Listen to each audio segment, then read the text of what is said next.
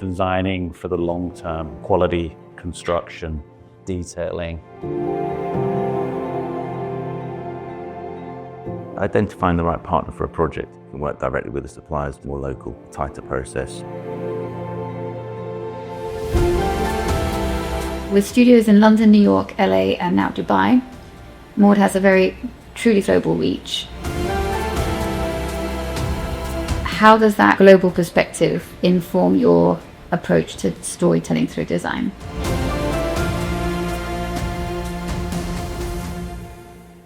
Welcome to the OLISE podcast. OLISE is all about showcasing the very best in luxury interiors, whether it's residential or hospitality.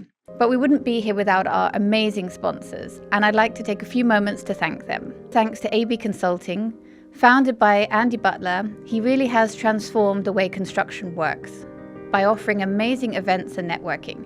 He brings architects, engineers, designers, suppliers, and brands all together, and the energy in the room is just fantastic. I've been to their events, and people are there to learn, to share, to synergize, and also to do business.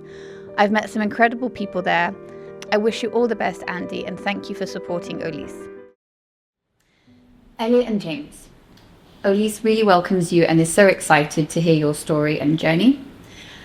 First question, you guys have been working together at MAWD for over a decade. What was that one spark that kind of made you two say, let's do this together? Wow. Well, we studied together, so we're already friends from university. And I think we're both working at different architectural firms at the time. But there was this, apart from kind of drinking together in the pub, there was this kind of spark of like, why don't we do interior architecture where we think we could add more kind of value and impact, and more of an architectural twist to interiors that we create. And we were creating a lot of stuff at the time in our companies, and we're doing a lot of exterior work, and we just felt like the interior, we could contribute something a little bit different to what was being done at the time. And that was going back probably 15 years now. So that was kind of a bit of the gap you felt like you weren't fulfilling. I think so. I think at the time it was more architectural work was taking like, wasn't it? It was like 6 years to build. It was a slow process. And we moved pretty rapidly from doing architectural work into doing large scale interiors. Suddenly we were working on a project in Palace Gardens Terrace, you remember? And that was the point, I think, where we're like, we need to start our studio, right? And we need to really evolve, and as we were working, the projects just got bigger and bigger, right? It was pretty quick, the growth that we had over the first 5 years. Fantastic. Okay, and so working together for so many years, you kind of come up with your own rhythm as a partnership, but how have you grown individually? And then are there still moments where each of you surprise each other? Yeah, I think when we first started, I think James was doing the invoicing. I don't even know what I was doing, maybe writing some schedules or something, but he was doing the invoicing and watching out for the cash flow. So it was... I've forgotten that. It was, I think my sister was doing the accounts. She reminded me of this yesterday when I saw her. So it was kind of all hands to the deck. But I think what we immediately learned was how different running a business was to being almost like a piece in the jigsaw puzzle of an architectural or interior design practice. There was like lots we didn't know and still don't know now. But I think as the company grew and you kind of ease into the role, and you have to develop skill sets that are way out of your comfort zone. Some you're better at than others, but that was kind of a big learning sort of journey process. And through that journey, like, what would you say was your biggest challenge or things that you really had to push out your comfort zone to kind of make the business work? I think the biggest thing for me was it's like managing people and personalities together with multitasking consistently. And doing the role you have to do as an architect. And then being, like one of the founders and actually contributing to the design work, all of the back of house stuff that went on is something, for me, I continued to, juggle, right? Well, it's what we excel at, right? It's what we got into the industry for, to be designers. And yeah, when you're doing the invoicing and stuff, that's not really what you should be doing. It's so good. You got to start somewhere. Coming in, it's very good. Yeah, and also, architects and designers, you need to have a really good support structure, which we've built up over the years, to take that pressure off, right? So we can concentrate on the things we love doing with our clients. And how long does it take you to get to that point where you could really focus on the things that you love, like design, like in the journey? Still a work in progress. Yes, yeah, it was always because we're global, but we're a boutique firm still, so we need to. There's always have to have your mind on business as well. So, but we do have that help and structure, and obviously we support each other as well. We work really as a partnership globally. So does Elliot ever surprise you, or was he, everything about him? Always. There's even some projects which are a surprise, and I'm sure it's the same the other way, right? Yeah. There's only so much you can do together. And then you have to take control of the work and the projects. And then we're always checking in, but yeah, there's always a few things that just kind of slip between the net. And yeah. Oh, that kind of looks really good. Oh, why did you do that? I guess it keeps it fun, right? Yeah. So today this interview is taking place in Marcus Townhouse. It's a very special project that you did. I'd love to hear from you guys why it's so special and what it means to you. Well, we had an amazing client who came to us with a brief to create, a place that didn't exist. This was one of the first spaces that, kind of combined retail with the feeling of a club and a home. And I think you'll see as you go around and from seeing the building, we wanted a sense of the unexpected as you move through. So it's something that it's where the narrative of this really underpinned what we were doing. So, you'll move from space to space, there's a connection, but there's also this sense of, wow, like the staircase is just this sudden change in colour, which you wouldn't have expected. Yeah. And the artwork as well, that's part of the presence is really... Yeah, and this is Marcus's curation on the artwork and the objects. So these are the items and objects and artwork that he's collected. Yeah. And for you, what does this project mean to you? I think it's more of a journey into craftsmanship and detail and lighting as well. Display, how objects are displayed, what is their background, how do you make things come to life, and really about kind of sensibilities as well. Where do you want to tone down the design? Where do you want to kind of amp it up to help something come to life? So it's a real kind of play of like light and shadow and calm and, vibrancy, which was I think, kind of not a learning curve, but like a discovery to go deeper into for sure when we first started the project. And your favorite room? For me, it's the dining room. It's stunning. It's got a very special concealed wine room just off of it as well, which gives you that sense of surprise, and the Hermes fabrics on the furniture, which are always a talking point. Yeah, they're very unique. And it's designed to kind of host a smaller party, but to open the kitchen and have a chef, more of a kind of tasting concept that you can have in the dining room. Yeah, great. So MAWD is known for craftsmanship and design, storytelling. What are the questions that you ask yourselves when you're starting a new project to make sure that you stay true to your design principles? I think the first thing we do is really ask who's the project designed for. So we want to understand, whether it's the owner or the guest experience and design around that as a base. And then start layering in kind of, the story, the narrative, the project, the locality.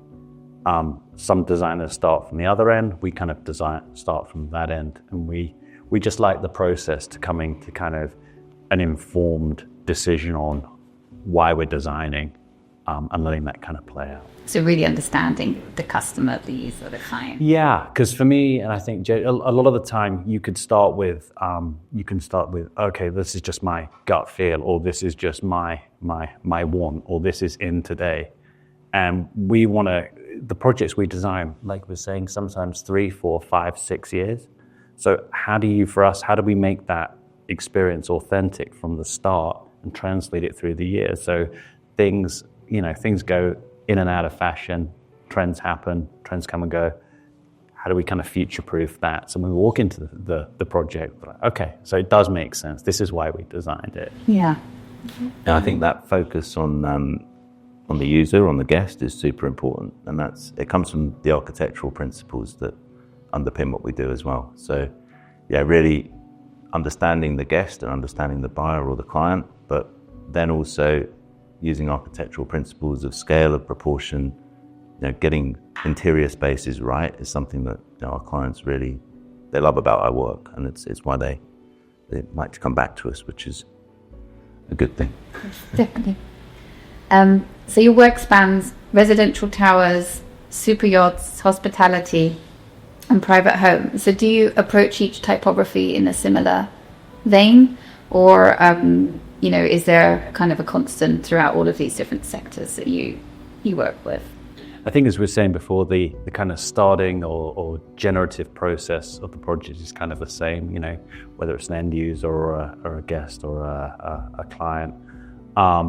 But I think there's a sense of kind of hospitality that infuses the design work all the way through. So even if it's residential, we want to bring that kind of hospitality, kind of warmth to the project, or if it's like we've just done residences at sea, we want to bring that sense of kind of, right, there's a hospitality feel that connects all of the work together beyond the kind of principles of like why it's designed, who we're designing for. Yeah, exactly. And do you see that as a trend now, that hospitality and residential is very much influencing each other? People want their homes to be more hospitality-esque, and then vice versa, hospitality wants to feel more homely. Like, do you see that as a trend, or has it always been the case? I think it's always been there. It's something that's always been in our work. We started with private homes, but we also very early on were involved with members clubs. And having that combination of the two was something that people love about our work. But I think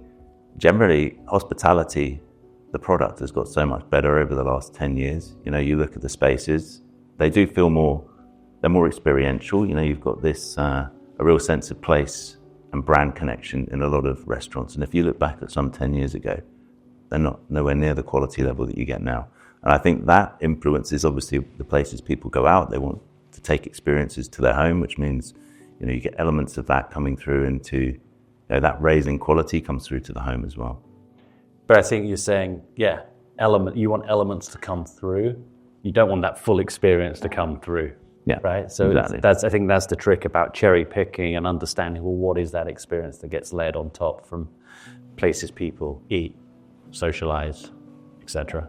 Yeah, because it's got so much more experiential now. Same with the private residencies that are coming through. People want, all these multi-family residencies. They've now got their member clubs, their gyms, all of these facilities that perhaps wasn't so, substantial before. Yeah, and particularly in the US. It's such a huge component of a multifamily building. We've got 200, 400 residences in there. The amenity spaces have expanded, and you can't cut and paste. You have to create an experience for that building, right, that underpins it, and you always have to find, okay, what's the latest and greatest amenities? Or what are the trends that are coming in? What do people want? Okay, people now don't want the screening room. They want the multi-family media room. So it's kind of staying on top of that and advising clients as well by staying ahead of the trends on what's happening. But it's almost like, now you're getting a club within, a club which is something that you own. And that adds so much value to the properties and the buildings. And like you said, it has to be unique so that people want to live there, right? Yeah. They don't want carbon copies. Yeah, exactly. And also, gyms, health, wellness is also becoming a bigger part of multi-family living as well, condo living, right? So you're trying to work the wellness against the social all the time, and the split between both of them, and what is that ratio. And every project we seem to go through that. No. We also we work quite closely, with the agents and our clients to understand what's the buyer profile or the guest profile. And I think that's a big part of what we do when we think about the amenity spaces, helping to program out the space so it does appeal very directly. I think we're finding a lot when we're designing for younger demographics, the mix of amenities that we're putting in, like some of the projects that we've been doing in the US, the amenity mix is incredible. But then when you're doing a project, say in Mayfair, you're gonna have a much more targeted. You've got to use space in a different way. It's super high value, so you've got to put in the amenities that are really going to make the difference to the buyer. So I think there's that analysis and understanding it's what we really like to do at the start of the project. Yeah, I think what you're saying about working with the agents as well, working with other consultants that the client has appointed, and the developers appointed is really important as well. And getting the most out of them and their experience because they know the market inside out, and also challenging them on things as well. Like, okay, you said that. Why do we need that? What about this? It's part of the whole kind of process. And you're based in Dubai now. You set up an office there. Is that the similar trend you see out in the Middle East? Definitely, yeah. I think the quality level has increased massively over the last 5 years. The residential developments that are happening there's a big synergy with the branded residences and the things we're seeing in Miami. So there's a lot of crossover, and there's always a real need to make sure that the amenities are tailored, and there's more space, there's more outdoor space to use, which is a really nice thing as a designer to play with, but yeah. And in that amenity kind of portfolio, is there anything you've done that was really, again, challenged you, surprised you that that's what the client wanted, or is it, I think we've done nearly everything. You cover it all. Yeah.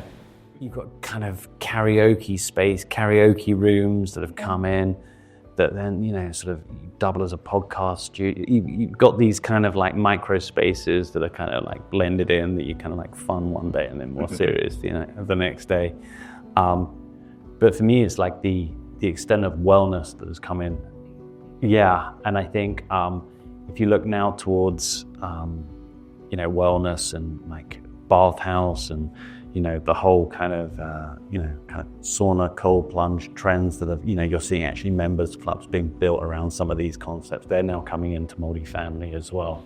To be based in there. To be based in there, yeah. So it's not just the gym, but then it's that mixed with a holistic meditation space or a dedicated boxing room, so you don't have to go to Rumble. You go there and do your boxing, and so it's kind of cherry picking these trends and then bringing them together as a package into your own building, where you haven't got to go outside and necessarily pay for those amenities as well. You get them kind of delivered to you as part of your kind of service. Yeah. And then in the Middle East, we're looking at rooftop restaurants, viewing platforms, spaces that really take advantage of the social side and the amazing views that a lot of these buildings have got. So actually setting up a designated space for that. It'd be nice to do it in London as well. Okay. So you recently worked on a number of exciting projects, one being the Greenwich by Raphael Benoli, the Navigator residence at sea in the set as well. Could you share about what pushed your thinking in these projects and what challenged you? Because obviously they're very big, significant projects that are stunning. So what's your viewpoint on them? Yeah, I think the Greenwich by Raphael Benoli was a real kind of challenge about how do you create luxury residences in a super slim tower right in the middle of Manhattan, and how do you kind of program amenities that are on the top floor of the building, which was really unique for us. So top 3 floors of the building are all amenities. It's got New York's tallest indoor saltwater swimming pool as well. So you have, normally developers don't do that, and they put all the amenities lower down the building. So that was a challenge about how do we design space that plays off the view and an abundance of natural light and changing conditions, and how do you make that feel kind of homely and special? So I thought, I loved that project, and designing the residence with these beautiful kind of curved window bays with full height glass to the ends of the units, just makes it feel kind of like endless. You get these beautiful You kind of feel like you're in the sky. You feel like you're in the sky. We designed the whole palette around, the earth, the water, and the sky, depending on where you went up on the tower. And then Navigator Residences at Sea is our latest project, where we've turned a cruise liner into a by residential product, essentially. Working with another two other designers, Journey and Lissonian Partners. So we're one of three designers on that project. But that was really interesting. Designing for a certain demographic that really wants to travel and actually cruise but own their residence at the same time. And it was interesting applying a lot of our principles from designing sort of super yachts as well back to kind of a cruise liner. And when you're looking at amenities, that was really interesting. So we're going to take out the casino and we're going to bring private dining rooms in, cigar lounge. So how do you make things more personable as opposed to more mass scale, which was there before? So really interesting project. And then the third one, I think you mentioned, wasn't it? Yeah. Which again, it's demographics. It was one of the first projects, I think, where we really started zoning in on a younger demographic rental market. It's got an incredible mix of amenities and a feel that connects, I think, with that generation. That it's a space that you want to be in, the amenity space. Again, it's got incredible views, rooftop pool, but also co-working spaces. That ability to work from home was all layered into it, and so you can really, it's kind of a live, work, play space, isn't it? It's a tower in the center of Hudson Yards, and again we put the amenities at the top of the building there, not as tall as Greenwich, but again we thought it was going to be kind of more of a younger demographic, but actually a lot of executives who work in the city, they were actually doing a lot of their big meetings out of the co-working spaces. So when you walk through there, it's all the individual rooms are booked, and you've got someone on Bloomberg and doing an interview while you're in the space. So it was kind of very, very different, a little different to what we had expected, but kind of a unique mix of kind of people in this building and project and socializing together. And so these projects, they must take many years, right, from start to completion. So what's kind of the time frame on these kinds of projects for you? It's varying, isn't it? I mean, traditionally, the larger buildings, the 400 units, are a longer time frame, like a 4 to 5 year. But I think there's so much movement in the market in the Middle East, in Miami. I think things are quicker. Would you say? I'm it's still seeing in the Middle East. Yeah, I would say like the bigger projects are for at least 4 years, probably. But then Navigator Residences at Sea, I think we started designing at the start of the year, and the whole cruise line is going to be outfitted in November. So that's pretty quick. Finished in a month and launched early next year. So you've got this, we're like, how do we go from like building on land that takes that long to outfitting a cruise liner in 3 weeks? It's kind of wild. Where's the cruise liner being built? It's an existing vessel, so it's going to be outfitted in Italy. Yeah, based in Miami, and then it'll go around the world. Fantastic. Just talking a bit more about sustainability and innovation, you've launched the MAWD collection, and it's a very strong statement because it's very beautiful and very functional, very elegant, and sustainable. Can you tell me the why behind the collection? Yeah, I think it was we specified loads of, so much product, so much furniture every day in the studio. And there were kind of elements or products that were doing, a little bit of this or a little bit of that. And, probably not being so smart, we said, okay, well, how could we take a few individual pieces and really design them from the ground up, inside out, to be really sustainable, truly sustainable. And that was the kind of challenge that we went to. And we said, okay, well, what was the hardest certification we could get as well? So we found the Living Building Institute's Red List Free kind of label, something we could hit. And they would go and measure the piece, test the piece, do all of these different things to it when we had designed it and built it. So we said, okay, well, let's go for that as a standard. And then I think a year and a half later, okay, this is quite difficult. What have we got ourselves into? It took a long time, right? It took a long time, and it was testing, failing, and we eventually built 3 pieces. We kind of cracked the code. We didn't hire any consultants to help us, but we kind of figured it out as we went, which was kind of rewarding at the same time. And we came up with 3 pieces that actually passed the test. And I think what we wanted to do is not just greenwash. It wasn't like just, okay, we're just going to put a fabric on a sofa and just say, okay, it's a sustainable piece, that we found a lot of the mass producers were doing in the marketplace. So this was down to the glue, the staples, every single part of the chair, inside out, or the sofa, or whatever it was, to come up with a solution for it. So we did it, proved it to ourselves, and that was the genesis of the collection. Fantastic. Your projects, they've got a clear appetite for materiality and materials. And how do you balance the innovation with sustainability, where clients are expecting a high level of luxury? I think that's the big crossover. At the moment, we spend a lot of time going to see suppliers, meeting suppliers in the offices, and really getting to know what's the latest locally. And I think because we have our offices around the world, from the US, UK, Middle East, you need to know each supplier in each market. There's some crossover, but yeah, it's super important to be able to source as local as possible. And that's, at the same time, how do you get the quality, the luxury, the desirability of some of the pieces?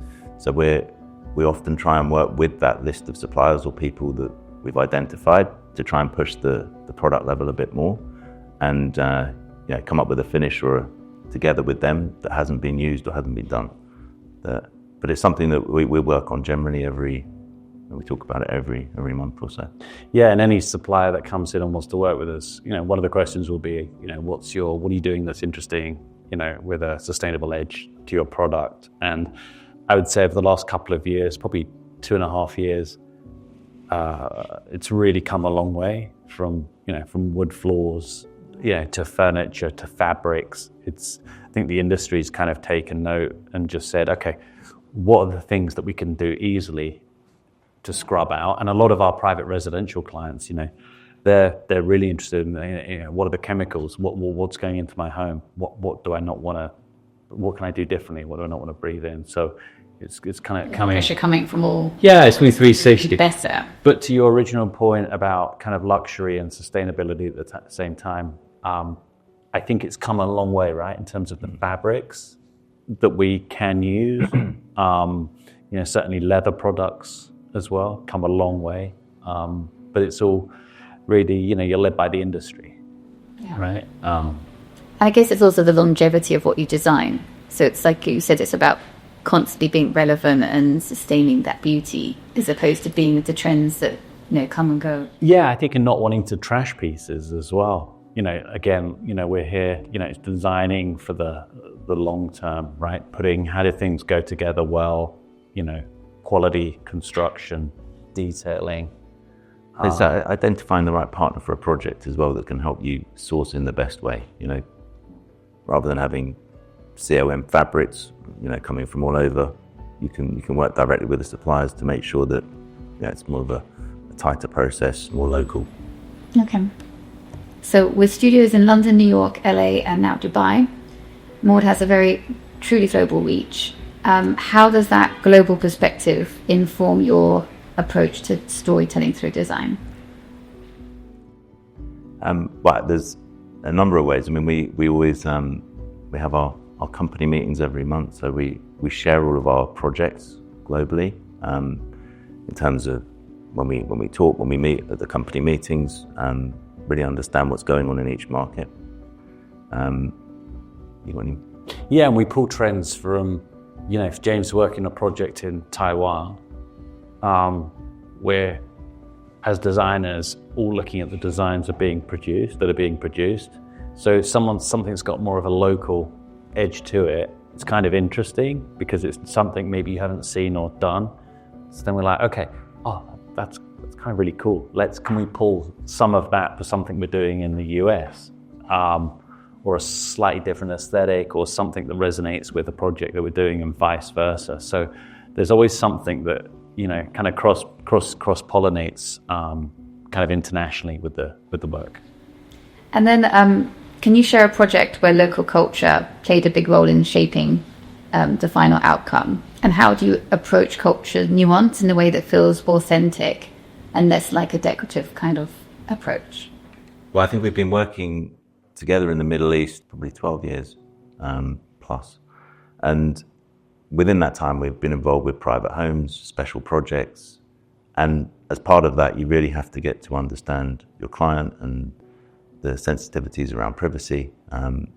So I think there's that part of designing private homes, which is also relevant here in London, but it's certainly in the Middle East from some of the projects that we've been involved with. You need to think a lot more locally, and make it. And even in the US, working from the East Coast to the West Coast, or even working within the circumference of New York, right? There's every area has a different kind of locality, a different nuance that you're trying to tap into as well, and create that kind of like local edge to the project to give it kind of a grounding. It's true. We're doing the same at the moment in Belgrade as well. So it's a project that's going to be coming up soon, and it's very much tied to the local heritage that we're bringing into the interiors. Super excited to share that one. When's that finish? It's in design at the moment. So Design stage. yeah. So probably 5 years. I'll wait. No, keep cricket. So Elliot, we've read that you're very much into biking and surfing. Two things deeply led and tied into rhythm and the environment. How do these passions influence how you see space? Whoa. Profound question. They're just things I love, and particularly with cycling, it's more of a space to switch off as a designer, and then to let your brain run wild with loads of thoughts, and then come back to something that actually makes sense. So I call it. It's the giant filter. Okay. Yeah. So a very long bike rides. Yes. Yeah. So I use sport as a filter to distill, lots of different crazy ideas into hopefully one thing at the end of the ride. I'm like, okay, well, that's the one thing I can take away from this. So you don't finish the ride until you reach that point. Appalling metrics I've just done. And surfing, like that's more... Same. It's just a mental switch off. So you're sitting out there for a couple of hours, or whether you're biking for 4 hours, and you're just thinking about everything that's going through your mind, from business to design, and then you're coming out hopefully with like a couple of crystalline ideas. Some gold nuggets. Exactly. Fantastic. And James, your love for architecture and history, it adds a strong sense of context to MAWD's work. How do you balance historical influence with contemporary expression in your design approach? I was just thinking about surfing, and when you're going to give me some lessons. You going to come out to Dubai? When you come to LA. There's one way not to do it. You've probably got an indoor surfing set up in Dubai. It's indoor surfing camp. Yeah, there is. Yeah, you just get in there and do it. No, there is. There's an outdoor wave spaces and things you can go to. Yeah. I just need to get no great whites to contend with. I'm sure we can do it there. What was the question? It's okay. Talking about your love for architecture, but also history, and how do you balance historical influence with contemporary expression in your design process? It's a natural curiosity with historic places and areas, and something that's always been within me. I'm very lucky. We go to the south of France. We go stay very close to Le Corbusier's house and Coco Chanel in a beautiful area in France. And I think these kind of heritage spaces give you so much inspiration. And that's generally whenever we're at a point on a project, maybe we want to get some extra ideas. We'll look back and we'll look at like Villa Necchi, which you went to recently, right, in Milan. Another one that we always use as a nice reference that underpins what we do. So I think that curiosity for kind of heritage and architecture is it's kind of infused, probably also in you as well, right? Both of us have that. Yeah, and if you look at like a space we're in now, this room, taking this apart and putting it together with historical context in mind and doing the interior architecture as well as the interior design, it kind of demands, a passion for it, I think, at the same time. You can't just make it up, you've got to really get into it and convince other people, the planning system in the UK, that what you're doing is the right thing as well with something that's, how old is this building? 200 years? It's about 300, yeah, 300 years old maybe, but you're doing the right thing with it. So, passion with education and just doing the work as well, yeah. Yeah, well, you've proved them that you're right, haven't you? So luxury is constantly being redefined. What are the emerging design priorities or client expectations that you're seeing that excite you and also challenge you? I think for me, certainly doing a lot of private homes in Los Angeles, there's a massive focus on redefining luxury as pure customization. So designing homes really purpose-built for that family or that individual, designing a kitchen that nobody's ever seen before, and pushing the boundaries with artisans and suppliers to turn that dream into a reality, which is really challenging when you're trying to create something that one of the major kitchen suppliers, high-end suppliers, has not done before. For instance, like creating really custom design is what I think our clients with big budgets, a lot of net wealth are looking for, as opposed to just these finishes are really expensive, so we're just that's where we want to go for and choose from. And it's got to have more meaning now. It's got to have personality and it's got to tell a story. And you got to weave all that together. That's the challenge, yeah, in luxury, I think. James, have you got any? Yeah, it comes back to what we're saying about hospitality and experience, having those spaces that kind of evoke a feeling and bringing that to your home, but at a very high quality level. And the partnerships that we really value working, for the last 15 years, we've been working with craftspeople almost since we started to develop, and you'll see it in this room, some of the finishes and pieces that have been made just to a different quality level. I think that always underpins luxury, and it's doing that in the right way and combining it with the right story, as you were saying. Yeah, and when we designed the super yacht as well, it's all about working with, doing luxury with craftsmanship and partners as well, and you're only as good as the partners that you bring on to the project as well, and how having them perform the high level as well. So, it's a process. Okay. So what advice would you give to young designers or creative entrepreneurs who want to build something lasting in the world of interior and architecture? In terms of building a firm or building a building? Take it as you want to. Open to interpretation.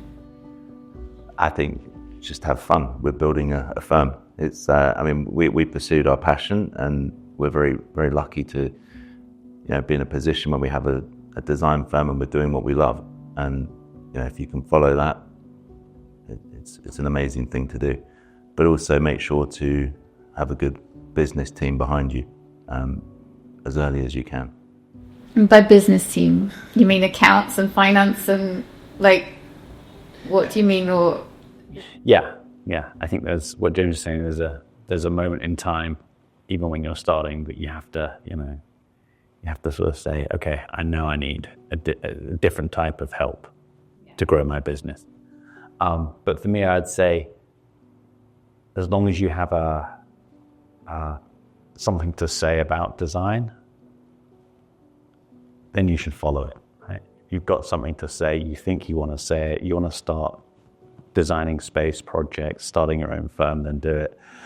And don't let people who say, oh, that's going to be really difficult or hard, influence your decision, or you don't have enough money to start it. You'll find a way to do it if that's what you want to do. But you've got to have a perspective, and particularly in design now, I think it's really saturated.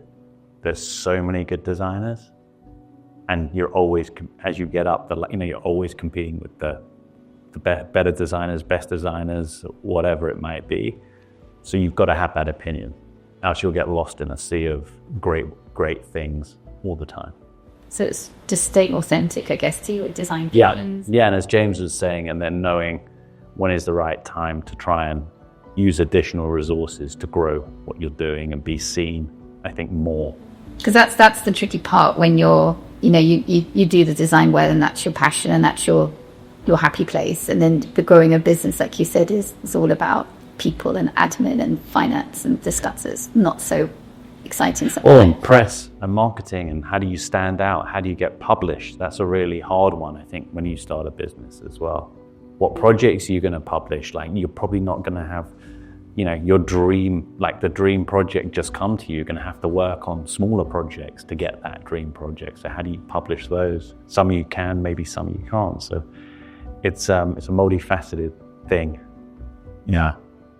And if you were kind of looking back on yourselves when you were in your beginning of your careers, would you give it, what advice would you give to your younger self?